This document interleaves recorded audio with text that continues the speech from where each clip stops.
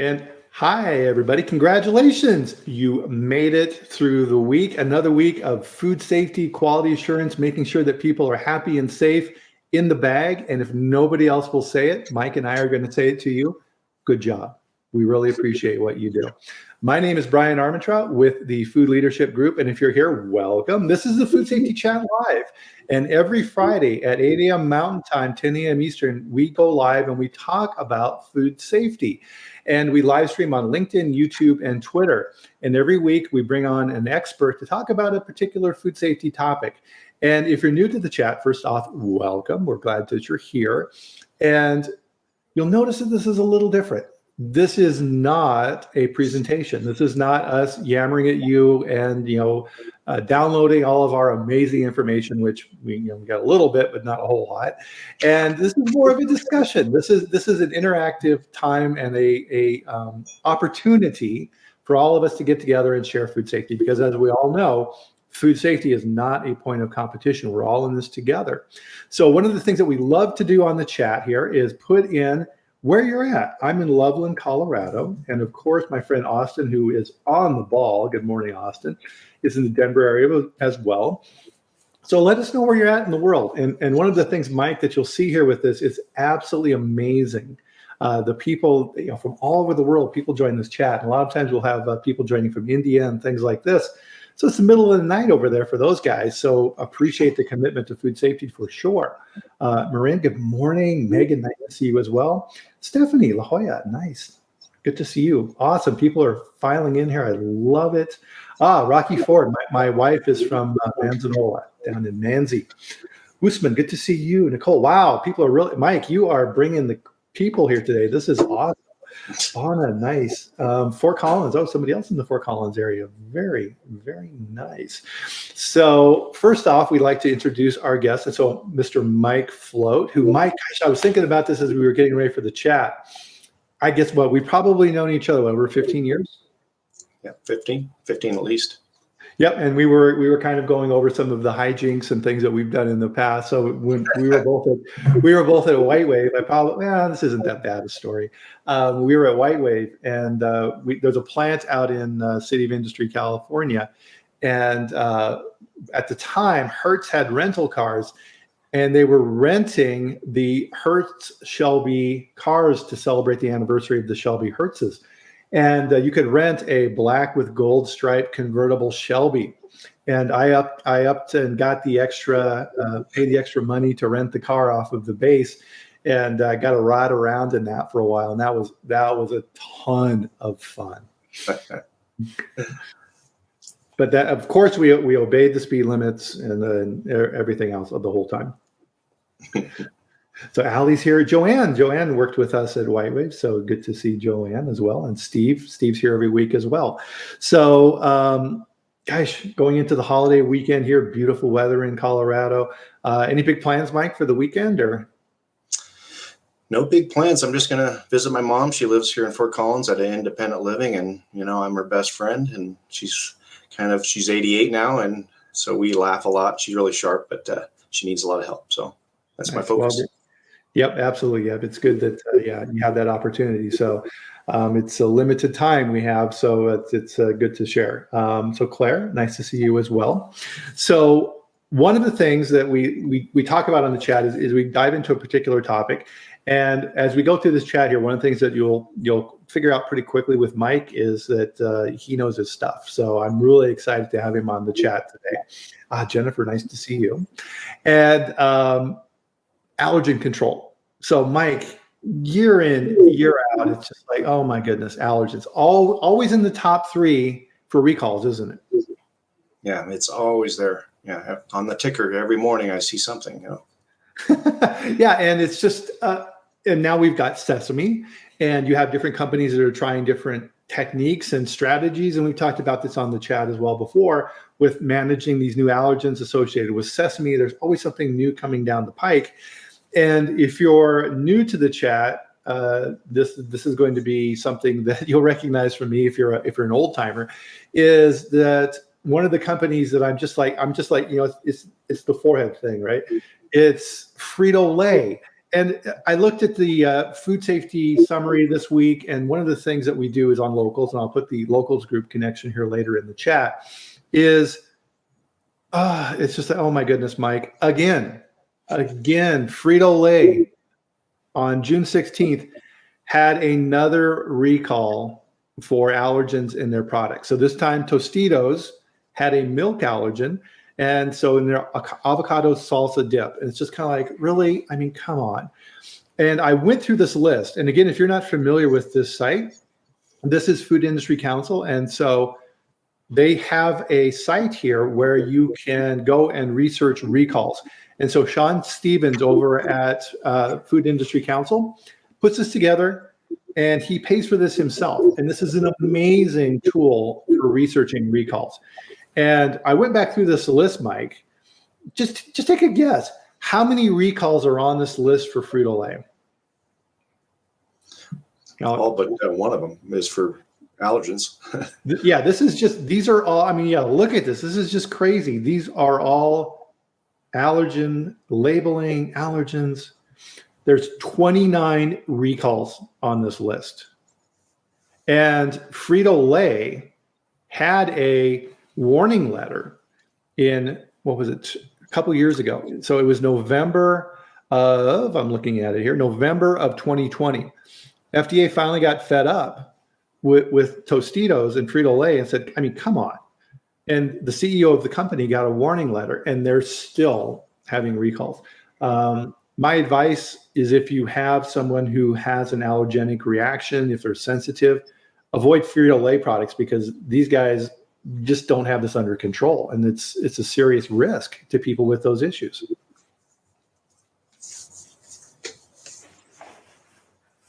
So with that, Mike, then really we want to kind of talk about today what you've been working on with Menu Try Info and some of the innovative things that you guys are doing around allergens, which is really, really cool. But really, I kind of wanted to get in a little bit of your background as well. So you're new to the chat, so I wanted to give you a chance here to kind of go over your background and some of the cool stuff that you've done. Sure, Brian. Well, first of all, thank you for having me on here. Really appreciate it, and it's great to talk food safety. I know you guys are on the call are passionate like I am. I get a little giddy with this. I get energized. I mean, I've been doing this my whole career, almost 35 years. So yeah, Brian and I have worked, we've known each other a long time, but I started at Coors, a facility in Johnstown with corn wet milling. So no allergen issues there. We didn't have any allergens on site, and that was with Coors. And then went to Nature's Bounty with nutritional supplements. And that was, a lot of allergen control around there. And worked with Nature's Bounty, and then came over to Leprino Foods and all the mozzarella there, of course, and then moved to White Wave, and that's when I met Brian, and all the liquid dairy and liquid non-dairy, and all the allergen changeovers there between silk and almond milk and cashew milk and things like that. And when Brian talked about the Shelby, he did misbehave just a little bit. We did pull up, and he revved his engine, and I was right next to him. And he gunned it a little bit, and I was left in the dust. I wasn't making as much money as Brian was at that point. So, what my dad used to do when you would bring up stories with my dad of something that he had did, and you'd be like, well, you remember? His memory would always fail at that point in time. So I'm gonna do the same thing. I'm like, I don't remember any of that, Mike. Did I do that? Really? I don't. It wasn't dangerous. We were on a back road, so behind the facility there. But White Wave, yeah, that was a great experience with all the fluid dairy. And then from White Wave went to Fresca Foods, which basically was a Willy Wonka factory in a way, if you want to think about it. So we made all the lower bars for General Mills. We made popcorn, ice cream, granola, crackers, other baked products, process authority salsas, process authority toddler food, and things like that.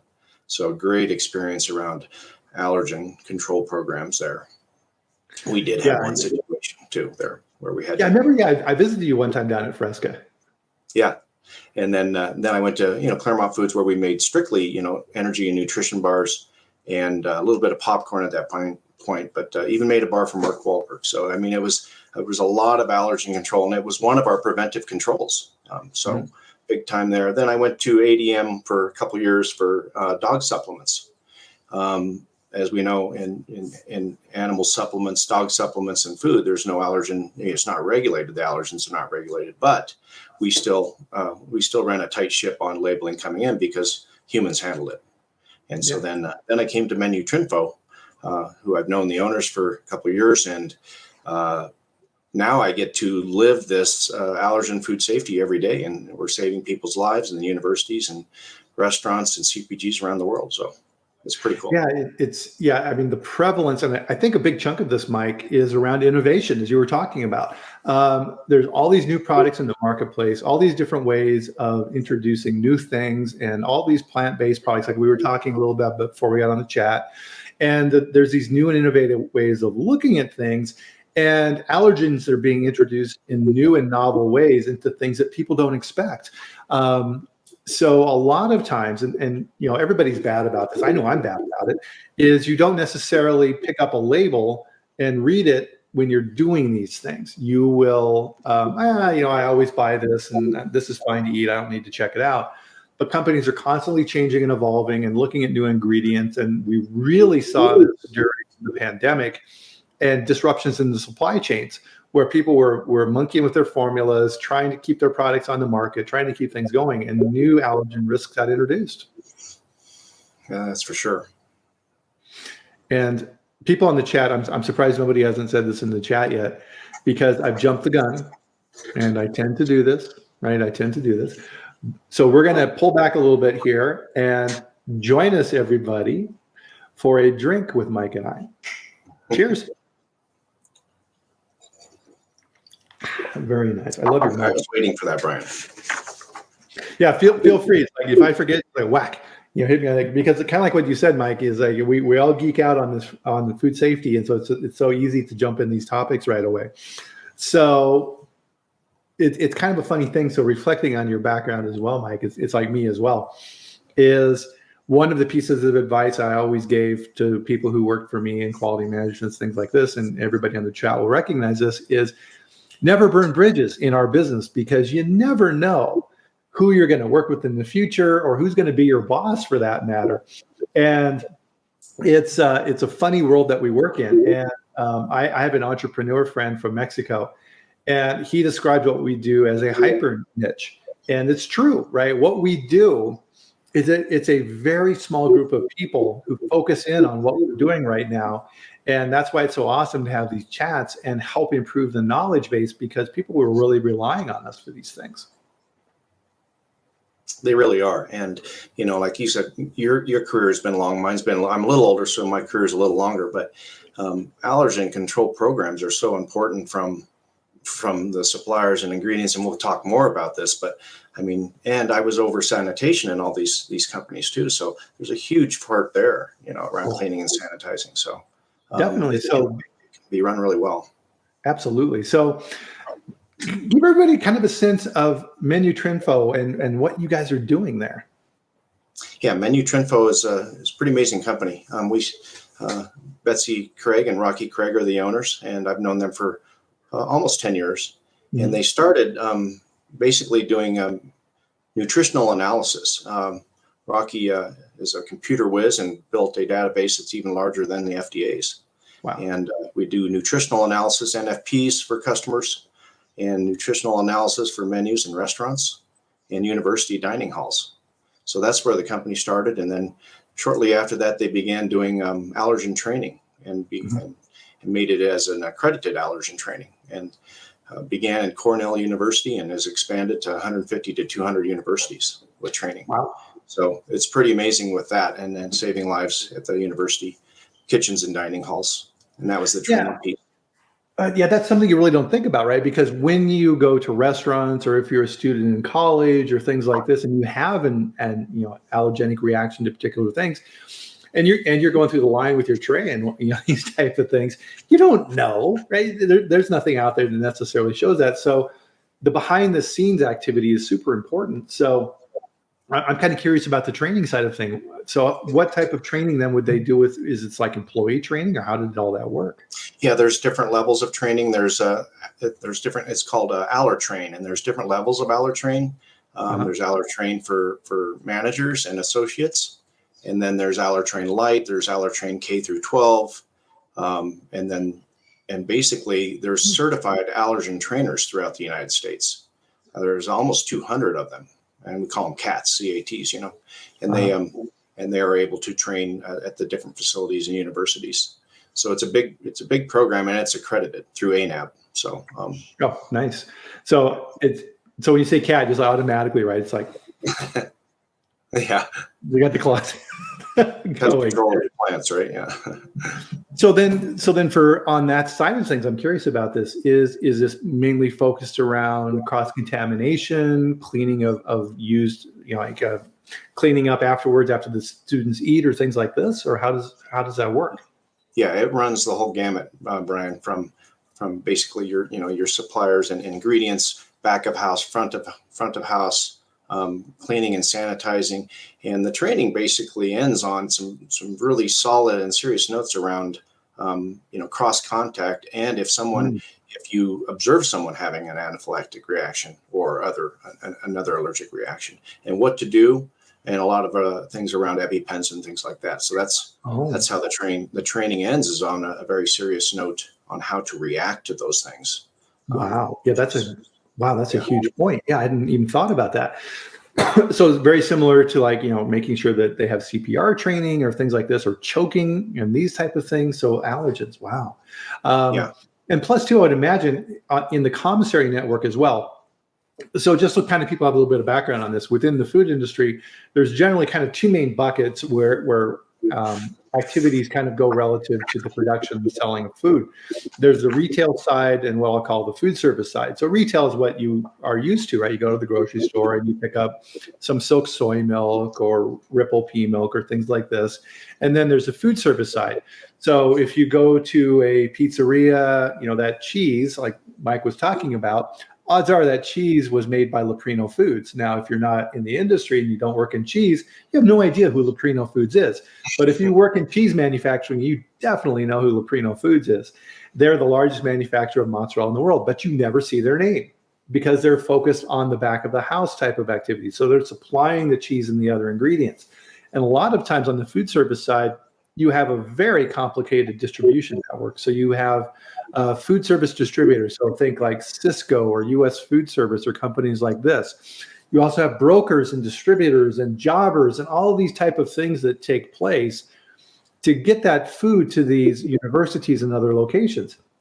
And that kind of dovetails in with other conversations we've had here around enhanced traceability of managing how that goes back through the system. And that's been a big frustration with FDA, but that's a subject for another talk.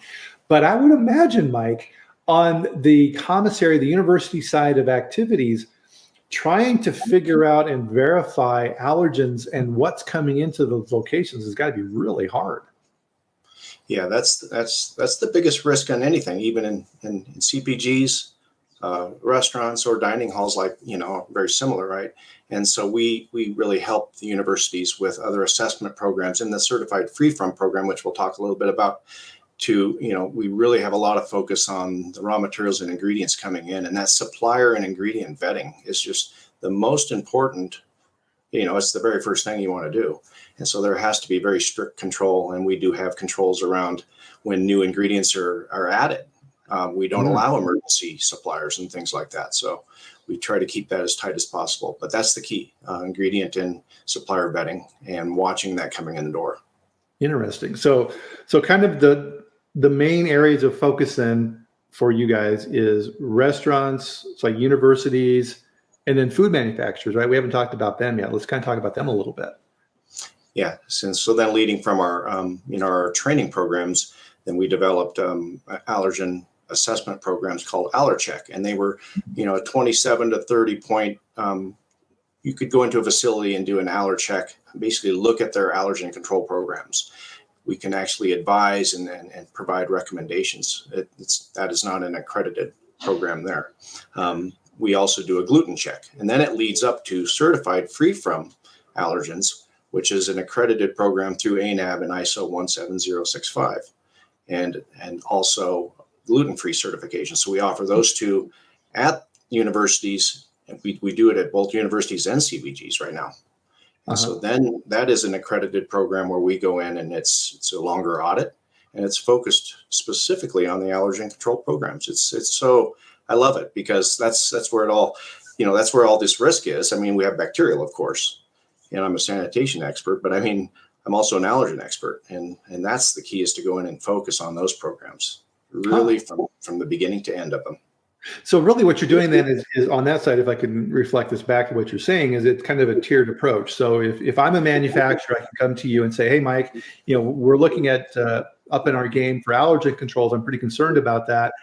This is a preventive control. This is in my food safety plan, but I want to get an assessment. So that would kind of be step one. Yeah, some people will do that. If you do the assessments, then there is a period of time before you can become certified free from and be able to put that seal on your products, to actually be certified on things like that, on claim, and then therefore no soft claims are allowed on the products and things like that. Your program is basically bolstered by us coming in. I mean, I ran the programs for years, and I had all these other things, right? I had sanitation, I had quality, I had numerous problems every day to solve. And the key is that food managers, QA managers, QA directors, they have a lot to do. And what's nice about this is that we come in and help with that specific program. And I think it's just the best. And I mean, allergens can kill you. I mean, my daughter's allergic to 3 tree nuts severely, and she looks at the labels all the time. So if there's a validated seal, and this will come more and more in the next few years. So, well, that's a good point, because I mean, that's really, if you're somebody who has a severe allergenic reaction to things, you're really trusting that label to give you the information that you need, because you're not running around with a test kit and testing all the things before you eat them. And when we were talking about this too, Mike, you threw a statement in there that I wanted to kind of expand on to make sure everybody understands. So you said soft claim. What's a soft claim? Yeah, I mean, a soft claim is, and I've seen them for years, making all these products, being with it. It's like, you'll see, I originally saw it years ago with popcorn. It was like nut free, and I said, oh, that's interesting.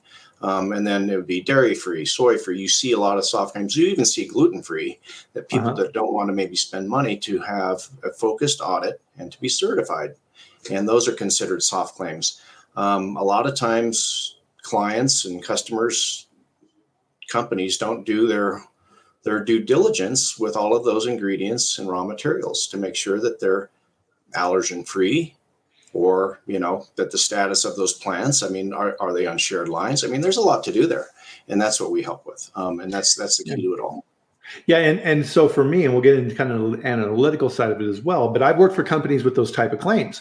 And so, okay, marketing wants to put on the package soy free. And it's like, well, we don't buy anything with soy in it, so we're cool. We got a letter from our supplier that says they don't have any soy. We gave them an allergen questionnaire. That's why we make that claim.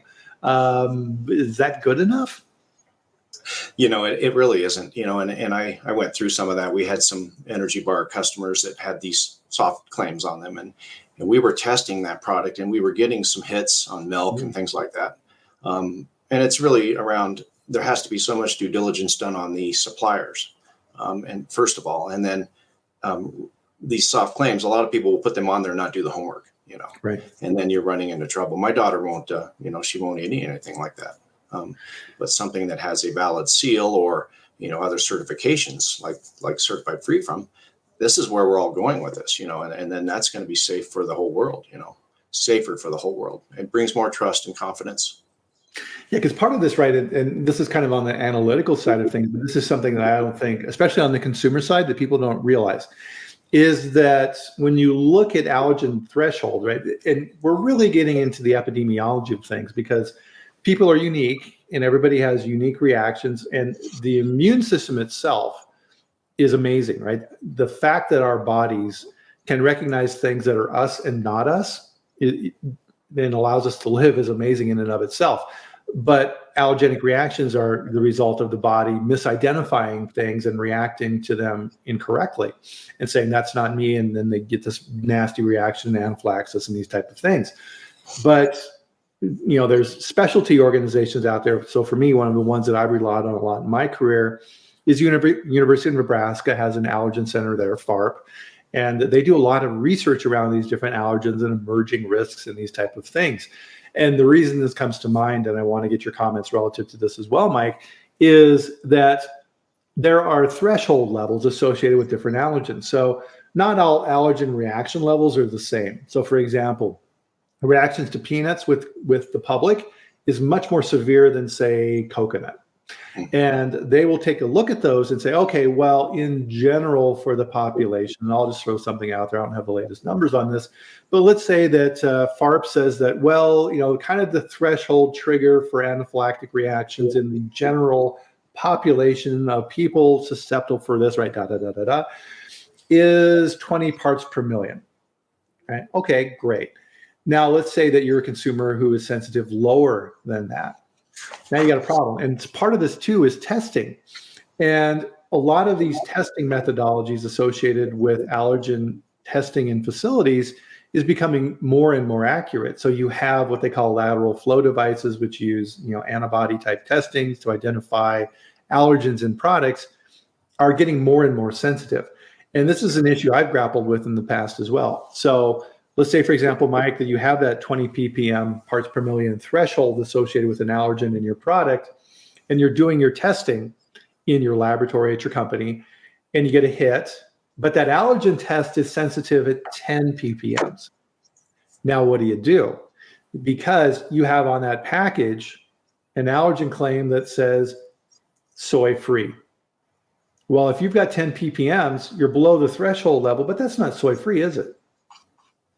Yeah, that's a good point. And that question does come up. And we did a lot of work around that, Bryan, as a company, as the FDA has the only thresholds they have are with gluten right now. And that's less than 20 parts per million. Yeah. Australia has done a lot of work with the VITAL program, and they have developed more work around thresholds. We had done some testing at another company, at a toxicology company in Boulder, Colorado, on what the thresholds were, and they did some analysis around soy to come up with that. But the United States hasn't. But we recognize that the FDA has set basically a less than 20 parts per million as gluten-free, and they allowed that. So we did a lot of work using the VITAL program and other FDA influences to be able to have approved test kits that measure at less than 5 and some at less than 2.5 parts per million. Wow. And with our accreditation and with ISO compliance, we were comfortable, and it's valid to consider that free from. You still have to be careful with the ingredients and raw material vetting. That is the key to it all. And then we do require a lot of testing within this certification. So there's testing prior to producing a product that's certified free from. Gotcha. So here's kind of a weird question I've dealt with in the past, and so I'm sure you have as well. So when you have products that use grains, so if you're producing granola bars or things of this nature, oats or what have you, that can be very challenging from an allergen standpoint, because a lot of times the harvesting equipment, the transportation systems, and other equipment used on the grain side of things are shared equipment, right? And you can have very challenging times trying to get to those levels, can't you?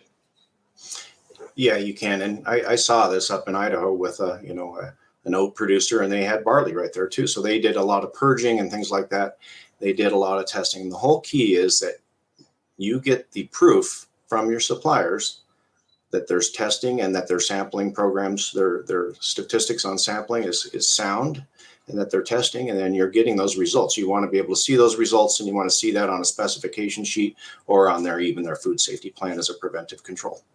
Right. And that's a really good point. This is something that we talk about on the chat quite a bit, Mike, is that relative to your food safety plan, compliance with FSMA, foreign supplier verification, all this stuff, is that FDA has really emphasized that you just can't take things on face value. One of the things that I see time and time again with companies is that they will say, okay, I've got approved suppliers. Okay, great. And once you start diving into it, we start asking questions like, okay, well, have you evaluated their food safety plan? What are their preventive controls in their system? What are the corrective actions they have in place? And importantly, to your point, and what you guys are working on here as well, is who's controlling the hazard? because a lot of times they may be relying on you to control that hazard. So think raw milk, for example, right? You have to pasteurize it. That product is coming in, that ingredient is coming in, I think I should say that's more correct, that ingredient is coming in with a pre-existing hazard. And so in a lot of ways, allergen parallel that, don't they? Yeah, they do. Bacterial is a little bit different because, you have to have some form of microbial reduction step at the least, right? Yeah. And some things with kill steps. But with allergens, it's a little bit different, but you still want to review their HACCP plans, their food safety plans, and look for those preventive controls around allergens, Brian. That's the biggest key. I ran supplier approval programs for years, and to go really deep, I loved it. I mean, you can get into the nitty gritty, and I know others that do. I ran a tight ship, and it's still difficult. And so that's why it's nice to have a separate body coming in to help you with specifically your allergen control program to make it even stronger. Definitely. So that's a good point, because part of this is, and this is something that we talk about, Mike, quite a bit on the chat, is a lot of times in what we do in quality assurance and food safety and these type of things, we feel that we have to take it all on ourselves, and we're responsible for everything, and we've got to do it all ourselves, and we end up laying in bed at night. You get the gray hair, and you're just like, oh my God, you're just waiting for a problem to happen. I think a lot of times people are reluctant from that to ask for help, and that's a big mistake, I think. And allergen control, and again, this is another example of every single year, right? We see the same problems happening time and time again, right? It's just like, oh my goodness. And allergens, foreign materials, environmental pathogens, right? It's just like a rotating door with these three things. Which one is going to be the leading source of recalls in the following year? And getting additional help around managing your allergen control program, I think, is critical. Oh, it is.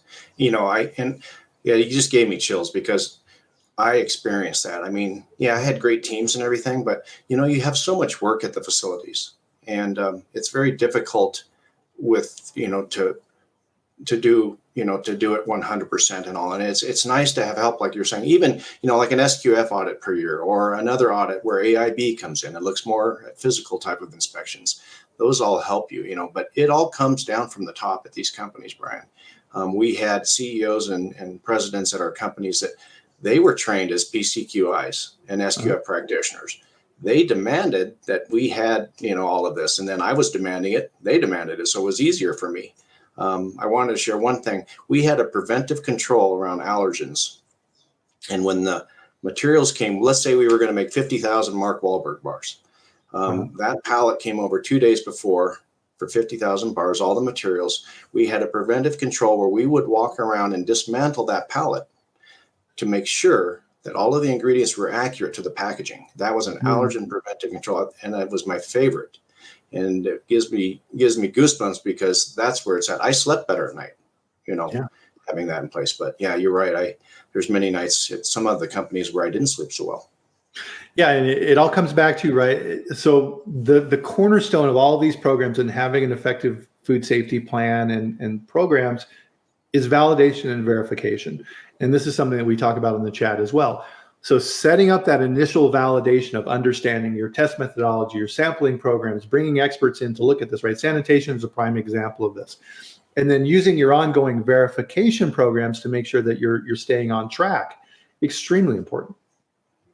Yeah, I think you just hit on a very important part. And I think we'll probably get to, like, why are there issues? Why are there so many issues out there? And what are some of the common, root causes? But yeah, you pointed out verification. It's not just, monitoring things from day to day. It's really the verification piece is the most important almost. I mean, validation is key, but doing actually verifications each day on the floor around allergen control, that's the whole key. And having that leadership from the top that allows that from your leads, your supervisors, your QA people, to have enough bandwidth to be able to focus on that verification. And then the validations, I did so many of them, or annual or semi-annual with equipment and lines. And that's the fun part, doing all the microbiology and allergen swabbing and ATP and visual, all to make one big validation, one big set of data. Yeah, and yeah, here's something that I think a lot of people gloss over and really don't understand. And as a lab rat, you'll totally get this immediately. Is matrix, right? Just because you go to a company and say, I want an allergen test kit, that doesn't mean it's going to work on your product. You may have an extremely viscous product. You may have something that is not easily testable. You may have something that has random distribution of allergens potentially within that product. Setting that program up is extremely important, isn't it? Yes, it is. And that's where we came up with our approved suppliers. We did a lot of work on that with Neogen. We're working with partners there, Hygiena and Romer. Romer's been excellent, over the years. And, our buddies at Eurofins have a nice setup down there in Louisiana. But we do have approved test kits that we did a lot of research around different matrices of foods and mainly we're looking at surfaces mainly though, Brian. And so that helps a lot. Food contact surfaces. A little more, standardized, I guess is the best. We don't require testing on raw materials and ingredients, and that's really for the suppliers and doing all that due diligence. But it's all around that food contact surface from visual, ATP, and allergen swabbing. Gotcha.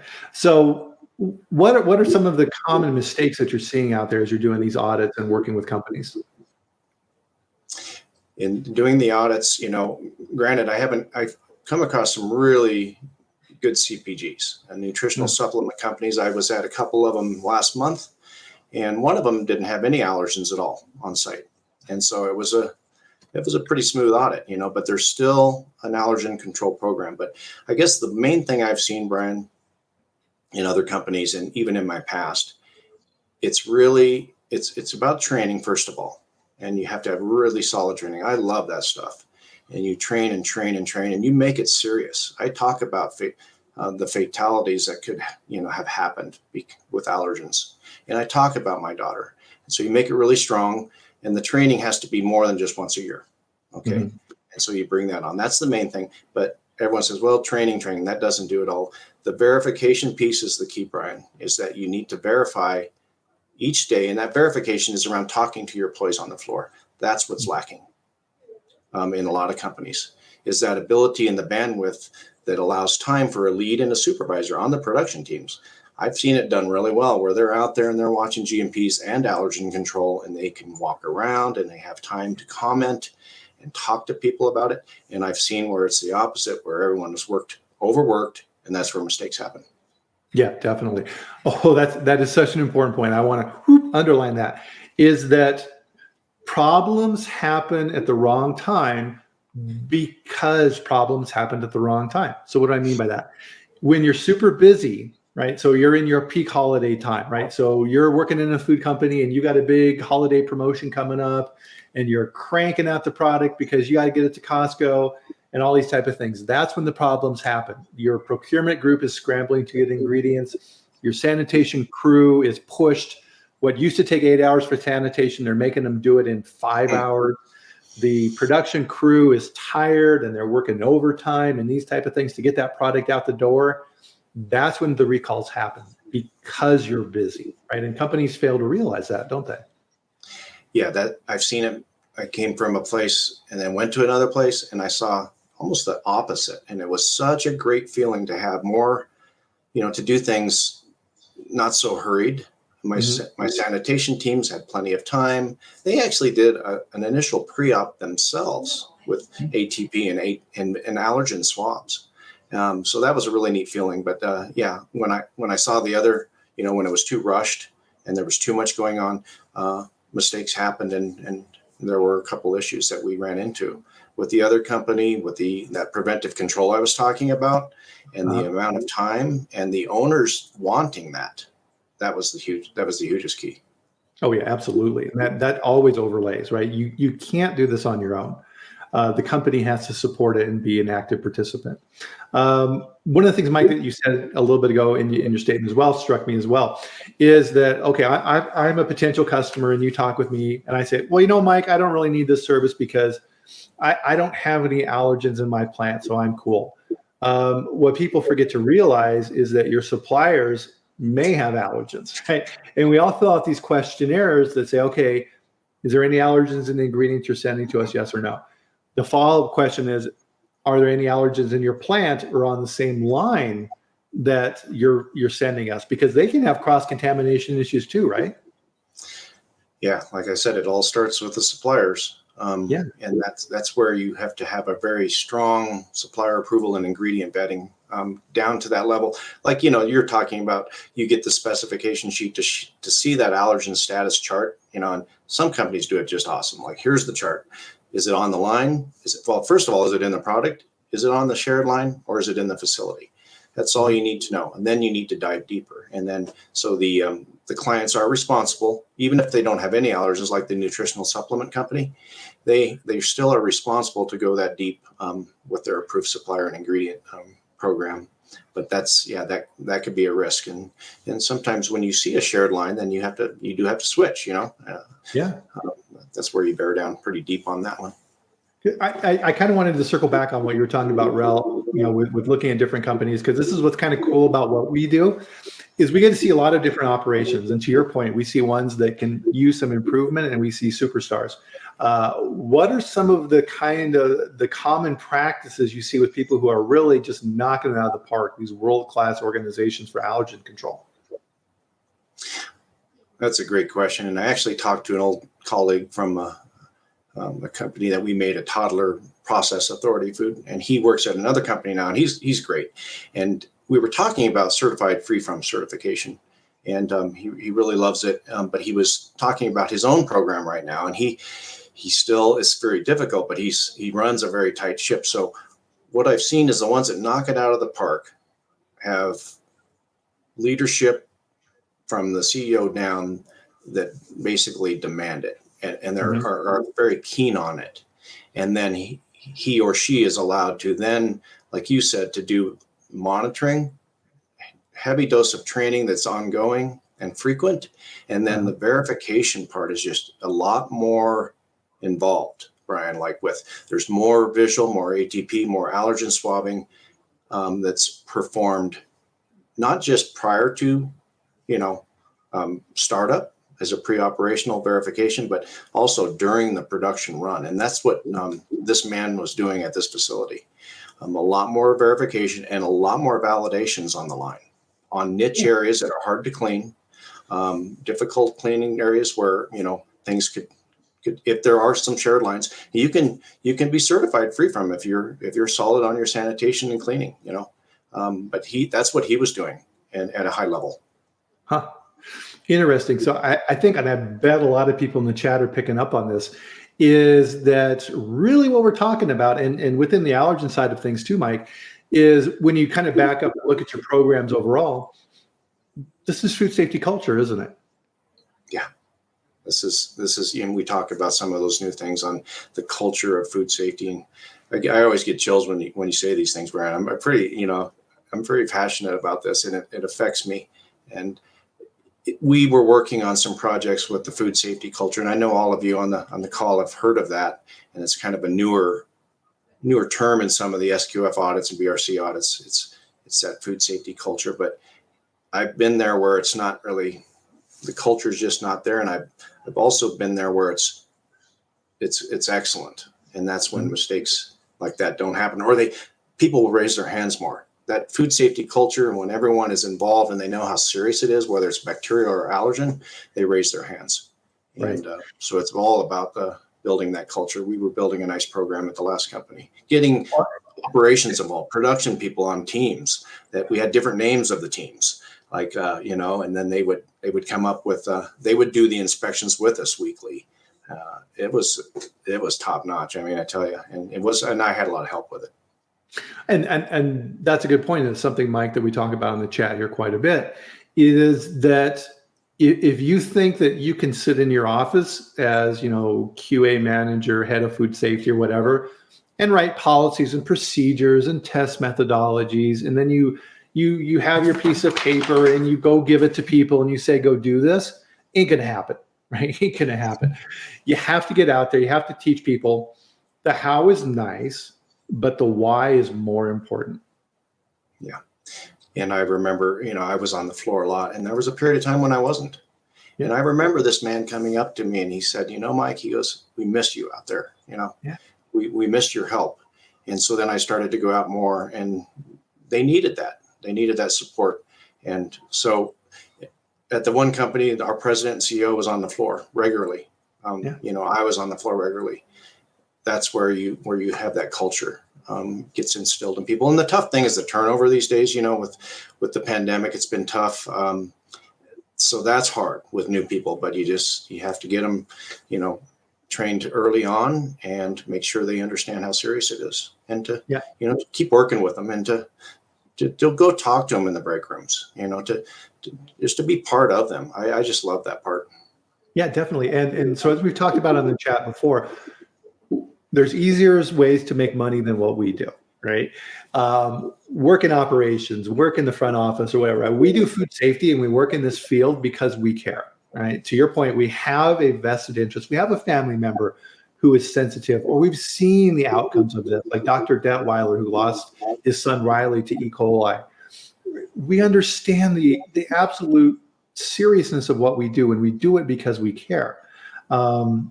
And so, guys, great questions coming here. Let's take a couple of these questions and keep them coming, right? This is a great opportunity to talk with Mike here on a couple more questions. So Alexis had a question here. So what training would be helpful, Mike, to keep the whole company in the food safety culture, marketing and sales and these other groups, right? That's a good point, because you have these groups and companies that don't necessarily interact with the operations side of things. They're off doing their kind of thing. So do you have any advice there for Alexis? Yeah, that's a great question, Alexis. And I love that part, because guess what? Just like employee health and safety, everyone's responsible. And food safety is everyone's responsible in the company. And that means the office people, marketing or sales. So I always would train everybody in the company. And that included the office people. They have to know if they step foot in the plant, they have to know that. And they have to also know that the food safety culture is the most important thing in the whole company to keep us safe from recalls or withdrawals, right? I mean, it could cost a company 10 million or more, or shut them down. So yeah, everyone is trained every year. And that's the fun part, is actually the office people tend to have some really interesting questions, and to get them engaged. Right. Well, and yeah, that's food safety culture. It's getting people invested and involved in understanding. And once you feel part of something, you're much more likely to continue that process and control it and manage it. So those things are super important. Austin had a good question here. Have you seen a company, Mike, that has shifted from a poor culture to a good food safety culture? Well, that's a good question too. I haven't seen it totally, but I was starting on it at a previous company where it was a very poor food safety culture. And I started working with all the groups, and like I said, we created these operational teams that were part of QA, and there were also office people involved. We had 4 different teams that would actually perform the good manufacturing practices inspections each week. And so there were like 3 operations people, there was a maintenance person, there was an office person. And so we were beginning to do these inspections weekly, on having them involved with it. That was the whole key. I loved it. And we had names for the teams. We had, different, celebrations. We would post things visually a lot. That was huge, is to post things visually, but to keep them updated. I went to a Kellogg's facility once. You think these big companies know it all, right? And there was some really old stuff on the wall, so it's really, that's the whole thing. It's not that hard, and when you get everyone involved, you get more help and everyone comes together. So it's pretty cool. Well, and that's a good point, because I think part of this too, right, is with smaller companies, you may not have the resources in-house. And a lot of times you hear this described as, you don't know what you don't know, right? And so bringing in experts to help you with these things is really important. And paradoxically, at large companies, there's a problem, but it's a resource issue, right? And it's just too much to tackle. And big companies are constantly changing and evolving and launching new products and new market initiatives, right? And trying to increase revenue in the company. And a lot of times you can get caught up in that, and it's very difficult. And to your point, Mike, I think, and to what Austin is saying here, is getting an understanding within the company of that food safety culture. So if I'm working in procurement, I understand that my job is just not to buy an ingredient that meets spec as cheaply as possible, because cheap doesn't necessarily mean good. And maybe the marketing people, when they're looking at type of things for claims, that they understand what those claims mean.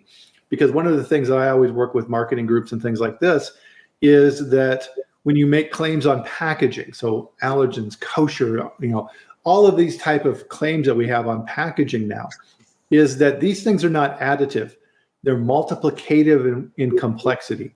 And the more things you add to the packaging, the greater your chances of having a issue and then causing a recall. So these things become even more important.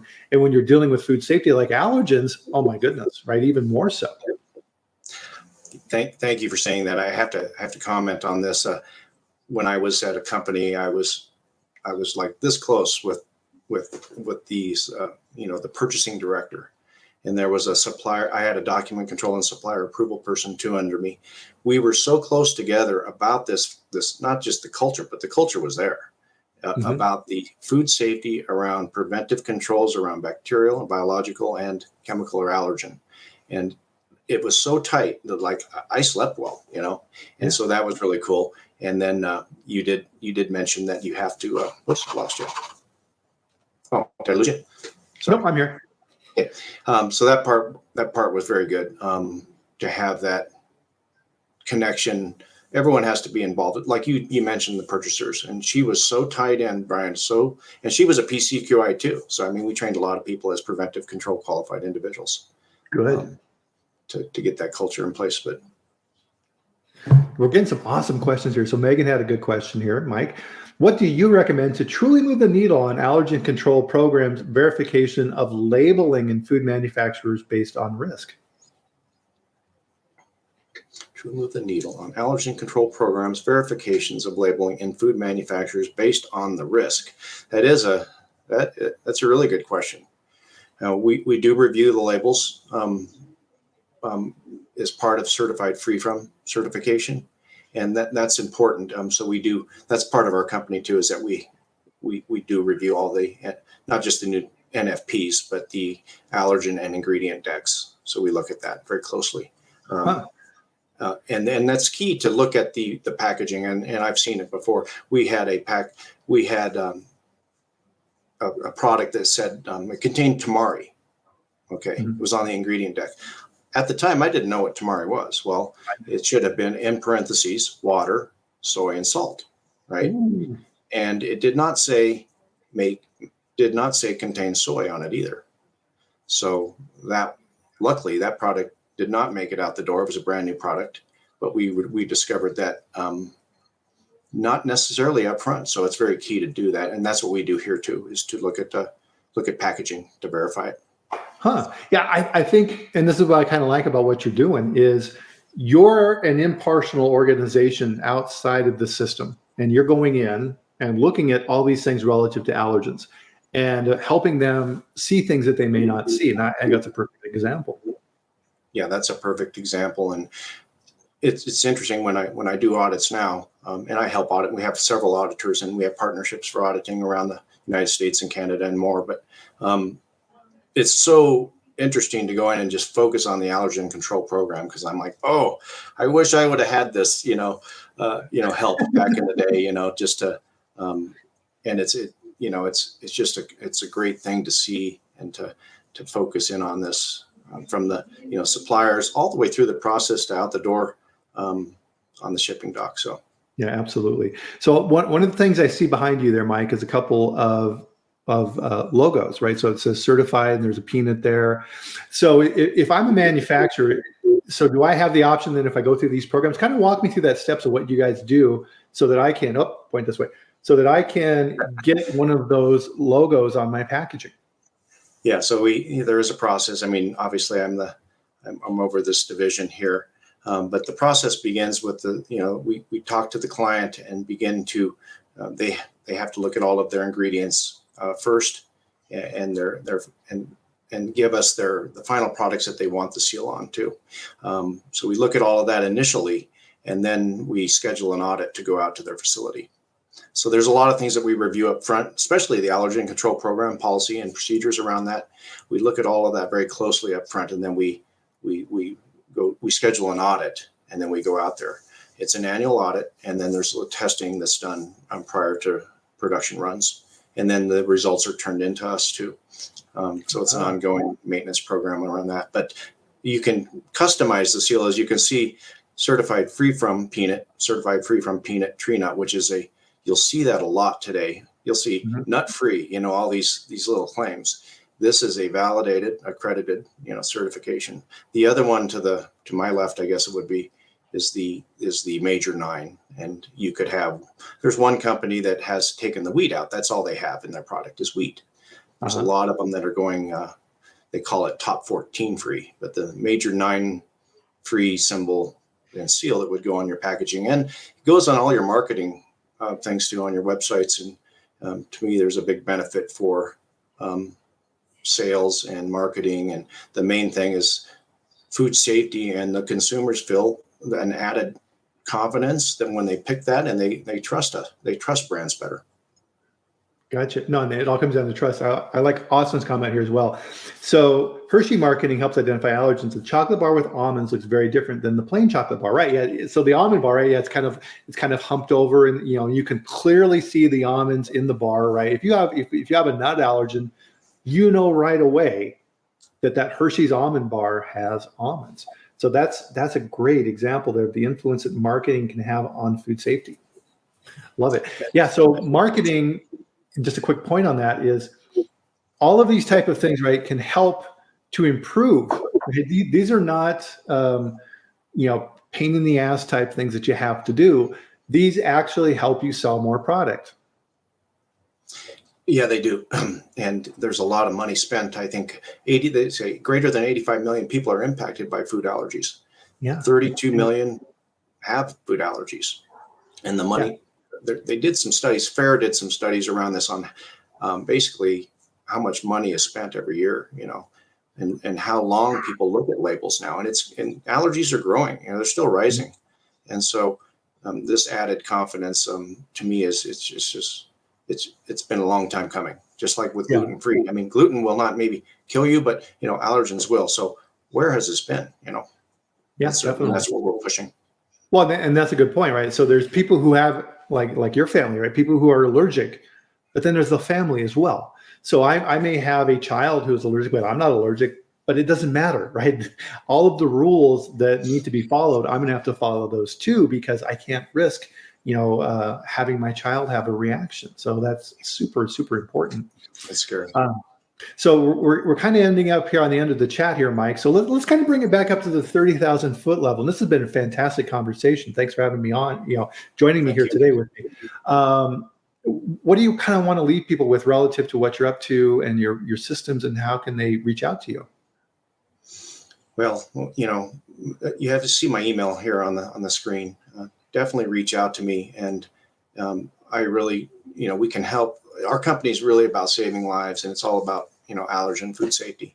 I think from the 30,000 point view, it's really that this certification, a validated certification, has been needed for a long, long time. And it's beginning. We began it in 2018 and we're building it, and that's where it will go. And I see it going, internationally too. It'll be required eventually, but why have these soft claims been allowed for years and years, and when something can kill you. So we can help companies with their allergen control programs. That's basically it in a nutshell, is to make it stronger and more robust and make it safer for everyone out there, including like my daughter.